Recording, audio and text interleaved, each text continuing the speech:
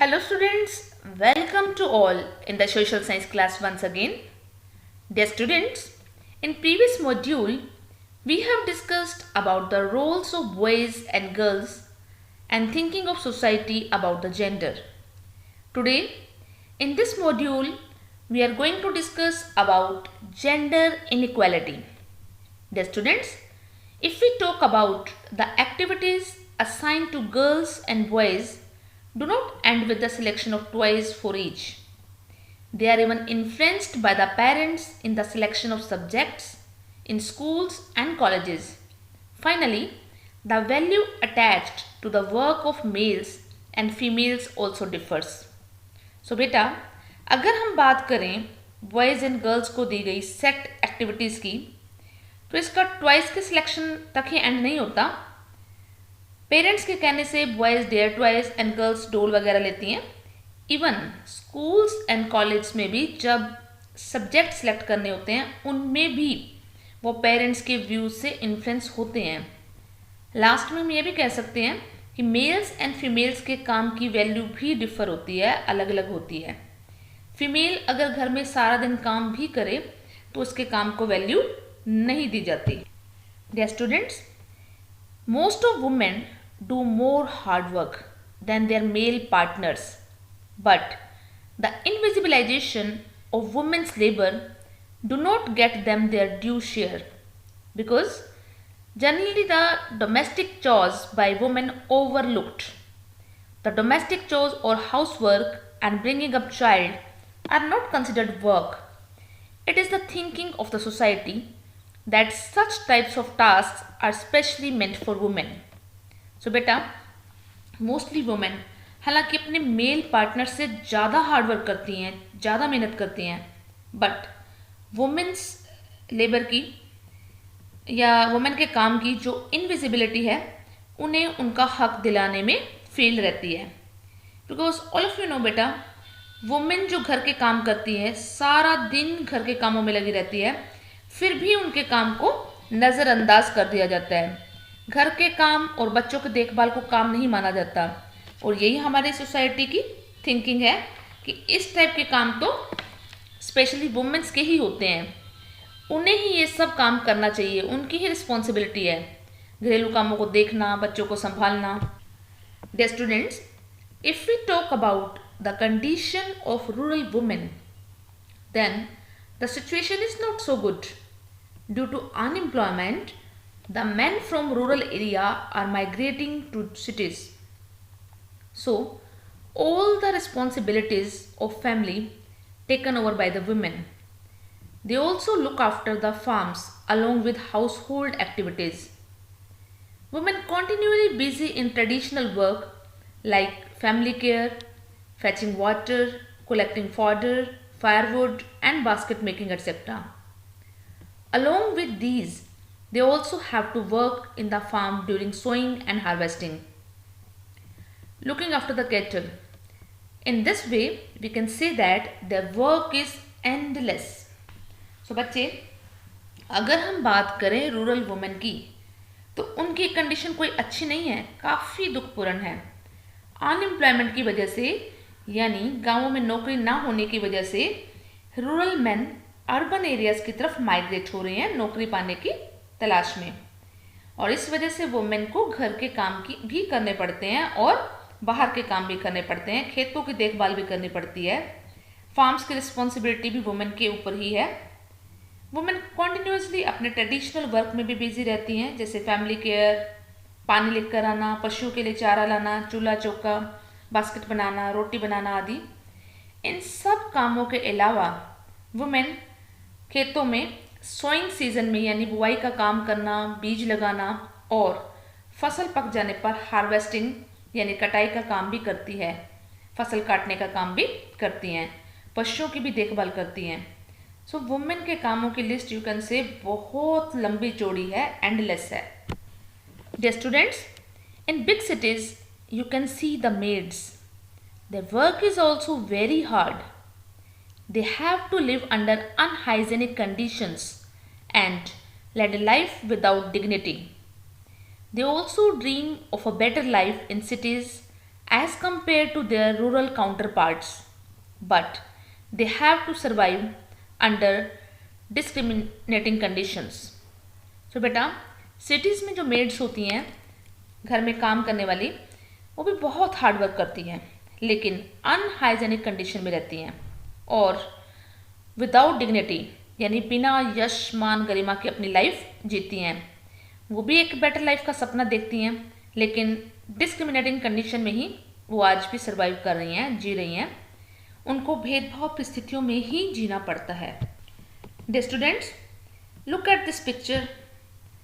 Here a woman labor is working on a construction site and carrying her baby at the same time. So you can see the condition of this woman. Dear students, if we talk about the cities, then the condition of urban educated women is not very different. She starts her day in the morning, then she cooks for the entire family. After that, she makes her children ready to school.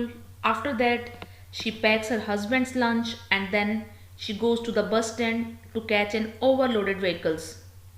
So these instances reveals us that they have to struggle in family. So बेटा आप देखते ही हो कि urban educated women की condition भी कोई खास differ नहीं है। वो अपने दिन की शुरुआत अर्ली मॉर्निंग से करती हैं।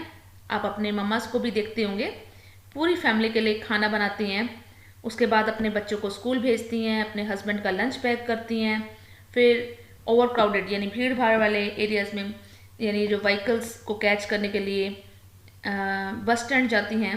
सो इन एग्जाम्पल्स के थ्रू हमें ये पता चलता है कि एक वुमेन को अपनी फैमिली में कितना स्ट्रगल करना पड़ता है। If we talk about the work site of women, then she has to perform her duties equivalent to her male counterpart. As she back home in the evening, she has to complete the household chores and then manage to catch a few hours sleep before following the same routine for next day. In this way, we can say that the work she does at home is unaccountable. It is not considered productive as it does not add any extra income to the family. So generally, their tough household work is ignored and overlooked. So dear student, अगर हम बात करें women के work place की यानी office वगैरह की बात करें, तो उन्हें अपने मेल पार्टनर्स के इक्विवेलेंट ही अपनी ड्यूटीज़ परफॉर्म करनी पड़ती हैं। जब वो इवनिंग में घर वापस आती हैं तो उन्हें घर के कामों को कंप्लीट करना होता है और फिर नेक्स्ट डे के लिए उसी डेली रूटीन को फॉलो करना पड़ता है और वो सिर्फ कुछ घंटे की स्लीप ले पाती हैं। सो बेटा वी कैन से दैट घर पर एक वुमेन जो भी काम करती है उसकी कोई गिनती ही नहीं, कोई वैल्यू ही नहीं, उनके काम को प्रोडक्टिव नहीं माना जाता क्योंकि घरेलू कामों से फैमिली इनकम ऐड नहीं होती, जनरेट नहीं होती, या ये कहें घरेलू कामों से फैमिली इनकम पर कोई फर्क नहीं पड़ता है। इसीलिए क्या होता है बेटा, इतने टफ वर्क को जो जनरली इग्नोर कर दिया जाता है। Dear students, the role of women as a care giver and home maker has not been accorded its rightful place in our society because of the stereotype thinking. She gives birth, nourishes her babies, cares for them. She also feeds the family and attends to the sick and older members of the family. But unfortunately, even with full dedication and devotion to family, she still faces discrimination. So बेटा, due to stereotype thinking या आप कह सकते हो पुरानी रूढ़िवादी सोच की वजह से हमारी सोसाइटी में एक वुमेन को जो कि एक देखभाल करने वाली, पूरी फैमिली की का घर बनाने वाली वुमेन के रोल को उनकी सही जगह नहीं दी गई। उनकी सोसाइटी में कोई पहचान नहीं है। हालांकि वो जन्म देती है, अपने बच्चों की देखभाल करती है, उनका पालन पोषण करती है, अपनी फैमिली के लिए खाना बनाती है, उन्हें खिलाती है और फैमिली के सिक यानी बीमार और जो ओल्डर मेंबर्स की भी देखभाल करती है। बट अनफॉर्चुनेटली इतनी डेडिकेशन अपनी फैमिली के प्रति वो रखती है, फिर भी वो डिस्क्रिमिनेशन यानी भेदभाव का सामना कर रही है। Dear students, the issues of inequality among women is not confined to our country India alone. It is an international one. In order to maintain gender equality at international level, a well laid out planning is required. If we talk about the most developed countries of the world, then we can say that such country has not become successful in ensuring a rightful place for the women in the society. So बेटा, women's inequality का ये issue सिर्फ हमारे India तक ही limited नहीं है, सिर्फ India में ही नहीं, यह असमानता का यह मुद्दा, ये एक इंटरनेशनल इशू है, अंतर्राष्ट्रीय मुद्दा है। जेंडर इक्वलिटी के लिए इंटरनेशनल लेवल पर एक वेल प्लानिंग रिक्वायर्ड है, क्योंकि इवन मोस्ट डेवलप्ड कंट्रीज भी सोसाइटी में वुमेन के लिए एक राइटफुल प्लेस, एक उचित स्थान सुनिश्चित करने में सक्सेसफुल नहीं रही हैं। So here certain examples prove the plea of women in England. The right to vote was given to women in 1928 only, but the country became a democracy much more earlier. The same is true with France. Here the women got the right to vote in 1946. So बेटा, England में women को vote का जो right है 1928 में मिला था, जबकि कंट्री बहुत पहले ही डेमोक्रेटिक हो गई थी। सेम यही बात फ्रांस के साथ भी हुई। यहाँ 1946 में वुमेन को वोट कास्ट करने का राइट मिला। बेटा, यहाँ मैं एक चीज़ और कहना चाहूँगी, आपकी बुक में 1944 लिखा है and that is wrong, so please correct it. Dear students, if we talk about gender inequality, it exists in almost all parts of the world in different forms. First one is mortality inequality. Women mortality rates are higher as compared to men all over the world. Means मृत्यु दर असमानता, means all over the world males के comparatively women की जो मृत्यु दर है, mortality rate बहुत ज़्यादा है। Next one is natality inequality, means that parents want that born child to be a boy. So many male dominated societies have preference for boys. The techniques of determining the gender of the fetus has encouraged this inhuman practice. So बेटा, कई ऐसी male dominated societies जो होती हैं वहाँ सिर्फ mails को ही preference दी जाती है, और इस टाइप की टेक्निक्स जिससे पहले ही डिटरमाइन यानी निश्चित हो जाता है कि मेल बेबी होगा या फीमेल, तो इस टेक्निक्स ने इस इनह्यूमन प्रैक्टिस यानी अमानवीय प्रथा को काफ़ी एनकरेज किया है। Third inequality is basic facility inequality, means girls are denied the right to education and many other facilities in many countries even today. There are many countries in Asia and Africa and also in Latin America where girls have far less opportunity of schooling than boys do. So my dear students, let's understand the basic facility inequality. यानी बच्चे, आज भी कई ऐसी countries हैं जहाँ girls को education का राइट नहीं है, कई अदर फैसिलिटीज से भी उन्हें दूर रखा जाता है। स्पेशली एशिया और अफ्रीका में तो ऐसी कई कंट्रीज़ हैं, इवन लैटिन अमेरिका में यहाँ पर गर्ल्स को बॉयज़ के कंपैरेटिवली स्कूलिंग अपॉर्चुनिटी भी नहीं प्रोवाइड की जाती। Next one is special opportunity inequality. The opportunities of higher education and professional training are less for young women and more for young man, even when there is relatively little difference in basic facilities including schooling. The opportunities of higher education may be far fewer for young women than for young men. Gender bias in higher education and professional trainings can be observed even in some of the richest country in the world in Europe and North America.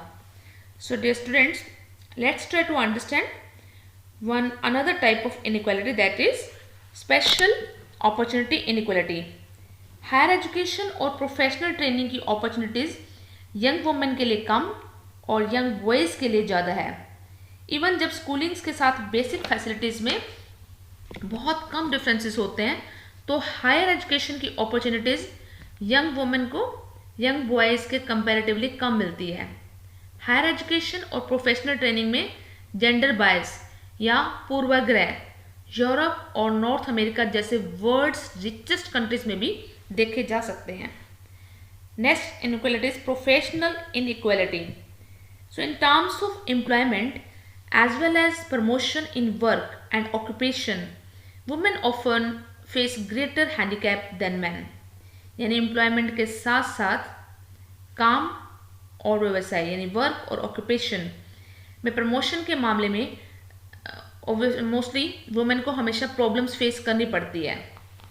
Next is ownership inequality. Students, in many societies, the ownership of property can also be very unequal. Even basic assets such as homes and land may be very asymmetrically shared. The absence of claims to property can not only reduce the voice of women but also make it harder for women to enter and flourish in commercial, economic and even some social activities. So even कई societies में property की ownership unequal हो सकती है, यहाँ तक कि basic property जैसे होम्स, लैंड्स, इनको भी अनइक्वली शेयर किया गया है।